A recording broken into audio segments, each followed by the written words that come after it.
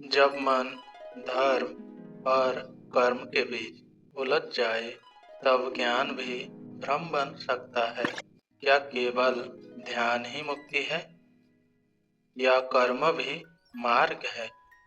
अर्जुन भगवान श्री कृष्ण से पूछते हैं, हे केशव, यदि ज्ञान श्रेष्ठ है, तो फिर आप मुझे कर्म के लिए क्यों प्रेरित करते हैं? मैं उलझ गया हूँ।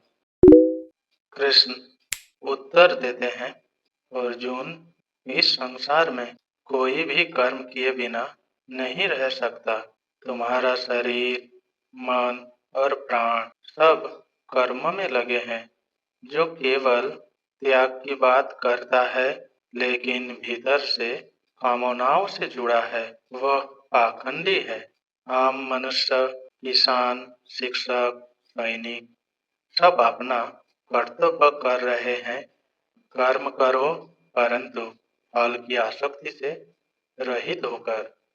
यही कर्म योग है। भगवान आगे और भी कहते हैं, कर्म केवल तुम्हारे लिए नहीं, यह समाज और सृष्टि के लिए होता है। जब कोई निस्वार्थ कर्म करता है, वह यज्ञ के समान होता है।